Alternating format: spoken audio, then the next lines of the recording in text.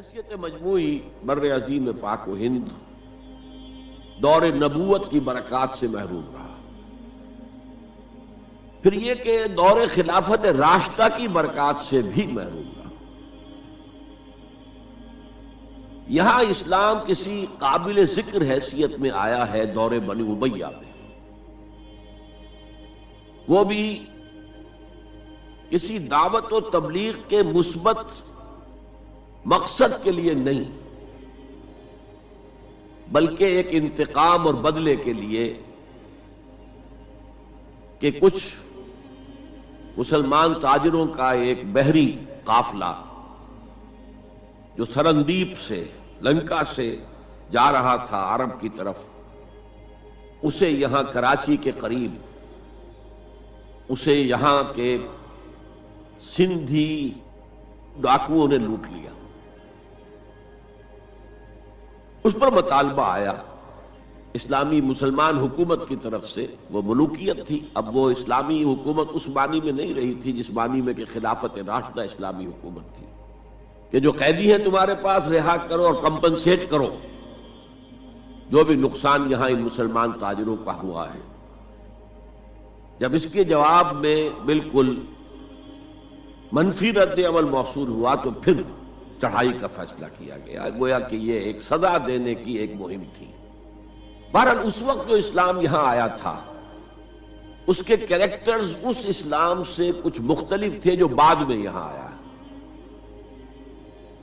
وہ اسلام جو محمد ابن قاسم کی سرکردگی میں سندھ میں آیا اور سندھ سے آگے بڑھ کر ملتان بلکہ موجودہ پاکستان کے تقریباً پورے نصف علاقے تک پہنچ گیا تھا، فٹ ہلز آف کشمیر تک.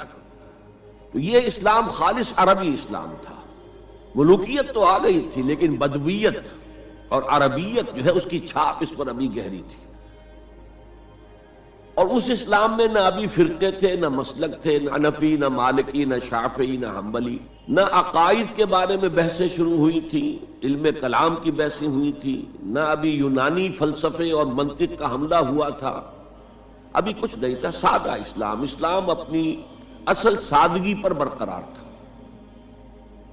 چنانچہ اس کی قوت تسخیر بڑی زبردست ثابت ہوئی، اور خاص طور پر محمد ابن قاسم جو نوجوان 17-18 برس کا نوجوان اور نہایت نیک اور پاک باز، سندھ کے ہندوؤں نے جو اپنی ایک روایت ہے کہ اس طرح کا آدمی تو کوئی اوتار ہی ہو سکتا ہے. فارسی میں بھی کہا جاتا ہے کہ در جوانی توبہ کردن شیوہ پیغمبر است. جوانی کے اس عمر میں بھی کوئی شخص پاک زندگی گزار رہا ہو تو یہ تو پیغمبروں کا طریقہ ہے. اور ہندوستان میں تصور پیغمبروں کا نہیں تھا، اوتاروں کا تھا. تو اسے بھی ایک اوتار سمجھ کر اس کی مورتیاں تراش کر مندروں میں رکھ لی گئیں اور ان کو پوجا جانے لگا. یہی چیز اس کے لیے خطرے کا سبب بن گئی، کیونکہ اب بیک ہوم اسلام کا جو اصل گھر تھا عرب، اس میں ملوکیت آ چکی تھی، اور ملوکیت کبھی اسے برداشت نہیں کر سکتی کہ کوئی اور شخص اتنا پاپولر ہو جائے کہ اسے چیلنج کر سکے. لہذا محمد بن قاسم کو بلایا گیا اور شہید کر دیا گیا. اب اس کے بعد ظاہر بات ہے کہ وہ اسلام ریسیڈ کرنا شروع ہوا، واپس آنا شروع ہوا. اس کے کچھ اثرات اس علاقے میں رہ گئے لیکن اسلام کی واپسی ہو گئی. یہ اسلام کا پہلا ورود تھا بر عظیم کی سرزمین پر. اس کے بعد اسلام آیا ہے 300 برس بعد، اور اب یہ آیا ہے شمال مغربی سرحدی صوبے میں جو درے ہیں، کوہ سلیمان میں، کوہ ہندو کش اور کوہ سلیمان میں. درہ خیبر ہے، درہ ٹوچی ہے، درہ گومل ہے، درہ بولان ہے، یہاں سے آنا شروع. اس اسلام کی خصوصیات کچھ اور تھی. ان 300 سالوں میں فقہی مسالک بھی پیدا ہو چکے تھے، حنفی، مالکی، شافعی، حنبلی. ان کے درمیان اختلافات بھی تھے، بحثیں بھی تھیں، مناظرے بھی تھے. دوسرے ایک خاص جو ہے تصوف کا فن جو ہے وہ بہت ترقی کر چکا تھا، اور اس میں اکثر و بیشتر وحدت الوجود کا تصور اس کی بنیاد میں موجود تھا۔ تیسری بات یہ نوٹ کیجئے کہ یہاں جو لوگ آئے وہ سب حنفی تھے، اور یہ ترک قبائل ہی تھے در حقیقت، اور ترکوں میں سے بھی غلام لوگ تھے، اسی لیے پہلا خاندان مسلمانوں کا یہاں خاندان غلامان کہلاتا ہے۔ ترک غلام تھے یہ، جو اپنی ذاتی صلاحیت اور اپنی استعداد کی بنا پر ترقی کرتے کرتے بادشاہت کے مقام تک پہنچے۔ عالم اسلام میں اس وقت دو عظیم جگہوں پر غلاموں کی حکومت تھی، اور اس سے اندازہ ہو سکتا ہے کہ اسلام میں غلاموں کا فیوچر کتنا روشن ہے۔ ممالک، مملوک، یہ مصر میں حکمران تھے، وہ بھی غلام تھے۔ خاندان غلامہ، قطب الدین ایبک، شمس الدین التتمش، یہ سب کون تھے؟ غلام تھے۔ بہرحال اب جو اسلام آیا اس میں قیادت کی ایک تسلیس پیدا ہو چکی تھی، توحیدی شان نہیں رہی تھی۔ خلافت راشدہ میں قیادت توحیدی تھی، خلیفہ وقت ہی حاکم بھی تھے، خلیفہ وقت ہی مجتہد بھی تھے، عالم بھی تھے، اور وہی سب سے بڑے اللہ والے بھی تھے۔ لیکن اس کے بعد جو اسلام میں قیادت جو ہے مسلمانوں کی تین شاخوں میں بٹ گئی۔ سیاسی قیادت وہ تو قبائلی عصبیت کی بنیاد پر قائم ہو رہی ہے، تو سیاست تو ہو گئی طاقت کے بل پر، جس کی لاٹھی اس کی بھینس۔ اس کے بعد جو اس دینی قیادت تھی وہ دو حصوں میں منقسم ہو گئی، علمی قیادت علماء، مفسرین، فقہاء، محدثین، اور ایک ہو گئی صوفیاء کی قیادت۔ تو یہ تھی کیفیت جس میں کہ بر عظیم پاک و ہند میں اسلام وارد ہوا ہے پہلے ورود کے 300 برس بعد۔ اب اس کے 500 برس کے بعد یہاں ایک اور ایلیمنٹ آیا، اور وہ تھا شیعیت کا۔ آپ کو معلوم ہے کہ سن 1000 عیسوی میں پاکستان کا جو علاقہ اس وقت کا ہے یہ عالم اسلام میں داخل ہو چکا تھا۔ شہاب الدین غوری وغیرہ کی حکومت وہاں تک تو تھی، البتہ دہلی پر 1206 میں تخت دہلی جو ہے مسلمانوں کا 1206 میں شروع ہوا ہے۔ بہرحال اس کے بعد ہم کہہ سکتے ہیں کہ 300 برس بعد یہاں پر یہ شیعیت آئی ہے، داخل ہوئی ہے، ورنہ اس سے پہلے خالص سنی اسلام تھا اور خالص حنفی۔ شیعیت کی وجہ سے جو کچھ بھی بعد میں اسلام کو یہاں پر اس تقسیم کی وجہ سے، شیعہ سنی اختلافات کی وجہ سے جو بہت بڑے بڑے نقصانات اٹھانے پڑے، ان میں سے مثلا 2 کا میں تذکرہ کرنا چاہتا ہوں۔ ڈاکٹر امبیڈکر، انہوں نے فیصلہ کیا تھا میں مسلمان ہو جاؤں، گویا کہ یہاں کے اچھوتوں کا مسئلہ وہ اس طور سے حل کرنا چاہتے تھے کہ ہم این بلاک مسلمان ہو جائیں۔ لیکن جب ان کے بارے میں معلوم ہوا تو پھر وہاں پہنچ گئے کچھ لوگ کہ آپ اس مسلک کو اختیار کریں یا اس کو کریں۔ وہ اسی حیث بحث میں پھر انہوں نے فیصلہ کیا کہ میں کوئی بھی نہیں اختیار کرتا، اگر کوئی ایک اسلام ہے ہی نہیں، اب میں ایک کو اختیار کرتا ہوں تو دوسرے سے میری مخاصمت ہو جائے گی، دوسرے کو اختیار کرتا ہوں تو پہلے سے ہو جائے گی۔ اب اگلا دور آیا، ہندوستان میں انگریز آ گئے۔ یہاں موجود بہت سے غیر مسلموں کو شاید میری باتیں اب کچھ ناگوار گزریں، لیکن کچھ حقائق ہیں جو تلخ ہیں لیکن حقائق ہیں، انہیں سمجھنا چاہیے۔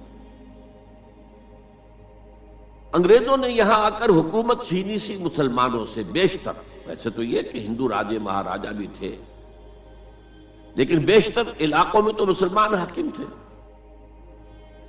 لہذا انہوں نے مسلمانوں کو دبانا بہت ضروری سمجھا، اس لیے کہ جو سابق حاکم ہو ان میں ایسپیریشنز پیدا ہوتی رہتی ہیں کہ ہم تھے یہاں کے حاکم، کیوں نہ واپس حاصل کریں۔ بغاوت کے ان کے اندر جراثیم مسلسل پروان چڑھتے، مسلمانوں کو دبایا اور ہندوؤں کو اٹھایا۔ کیوں؟ کہ ہندوؤں کے لیے معاملہ صرف چینج آف ماسٹرز کا تھا، کوئی بڑا حادثہ تو نہیں تھا۔ پہلے مسلمانوں کے غلام تھے، اب انگریزوں کے غلام ہو گئے۔ اور اس اعتبار سے انگریز نے بھی انہیں قریب کیا اور ہندوؤں نے بھی مغربی علوم اور مغربی سائنسز کو پڑھنے میں بڑی سبقت کی۔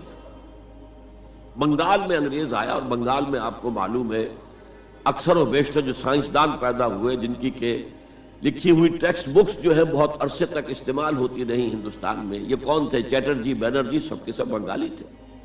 ایک اور بات یہ ہے کہ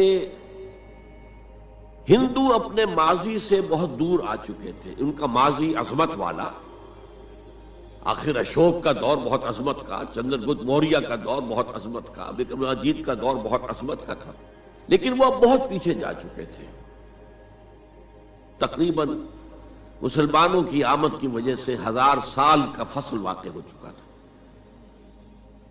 لہذا تہذیب و تمدن کے لیے بھی، جیسے کہ انہوں نے مسلمانوں کے زمانے میں فارسی پڑھی، فارسی پڑھتے تھے، کوڈ لینگویج فارسی ہے، جیسے کہ پھر بعد میں مسلمان اور ہندو اور سب نے انگریزی پڑھی۔ ملازمتیں ملیں گے تو انگریزی پڑھنے والوں کو ملیں گی، راستہ کیریئرز کا کھلے گا تو انگریزی پڑھنے والوں کا کھلے گا۔ اسی لیے کہاوت تھی ہندوستان میں، پڑھے فارسی اور بیچے تیل، دیکھو رے قسمت کے کھیل۔ اب فارسی پڑھ کے تو اسے کہیں حکومت کے اندر اہلکار ہونا چاہیے، اس کی حیثیت کچھ اور ہونی چاہیے، فارسی پڑھ کے اور تیل بیچنا۔ جبکہ مسلمانوں کا معاملہ یہ تھا کہ ان کی تو ابھی تہذیب اور تمدن، ان کی روایات ابھی تازہ تھی، لہذا جو غیر مسلم تھے یہاں کے، انہوں نے انگریزی علوم، انگریزی سائنس، انگریزی تہذیب، اس کو کھلے دل کے ساتھ خوش آمدید کہا، اور مسلمانوں میں ایک زبردست ڈویژن ہو گیا۔ بلکہ ابتدائی ری ایکشن تو بہت سخت تھا، یک طرفہ تھا، ہم نہ انگریزی پڑھیں گے، ہم نہ انگریزی علوم سیکھیں گے، نہ سائنس پڑھیں گے، ہم تو اپنے کونوں کھدروں میں، اگرچہ جو سیلاب آ گیا ہے اس کو روکنے کی طاقت تو ہم میں نہیں ہے، لیکن ہم کونوں میں جا کر بیٹھ جائیں گے، قال اللہ و قال الرسول۔ اور انگریزی تہذیب سے اس قدر دوری کہ اگر کوئی بیس کرسی پر بیٹھ کر کھانا کھا لے تو کرسٹان ہو گیا۔ یہ تو کسی نے چمچہ استعمال کر لیا کھانے میں، کانٹا تو بہت دور کی بات ہے، چمچہ بھی استعمال کر لیا تو کرسٹان ہو گیا۔ تو اس درجے ریئیکشن تھا علماء کے زیر اثر حلقوں میں، گویا کہ وہ جو گاندھی جی کا فلسفہ تھا نان کوآپریشن، تو مسلمانوں نے انگریزوں کے ساتھ شدید قسم کا naan cooperation from the very beginning شروع کیا۔ اس پر سر سید احمد خان نے ان دونوں چیزوں کی مخالفت کی۔ ایک تو انہوں نے انگریزوں کو بتایا کہ دیکھو یہ جو آزادی کی جنگ تھی یہ صرف مسلمانوں کی نہیں تھی، 1857 کی، یہ تو مشترک تھی، تو اس کے اندر کیا سبب ہوا ہے، اس کی وجہ سے آپ مسلمانوں سے بودھ محسوس نہ کریں۔ اور مسلمانوں سے بھی کہا بھائی انگریزی پڑھو، انگریزی علوم حاصل کرو، سائنس پڑھو، سائنٹیفک نالج حاصل کرو، ورنہ تمہاری حیثیت ہندوستان میں کیا رہ جائے گی؟ پلے دار رہ جاؤ گے یا گوشت فروش رہ جاؤ گے، اللہ اللہ خیر صلی اللہ، اور تمہاری کوئی حیثیت نہیں رہے گی۔ تو اس اعتبار سے سر سید احمد خان ایک اہم لینڈ مارک ہے۔ اس کے علاوہ انگریزی دور کا ایک اور جو پہلو بہت اہم ہے،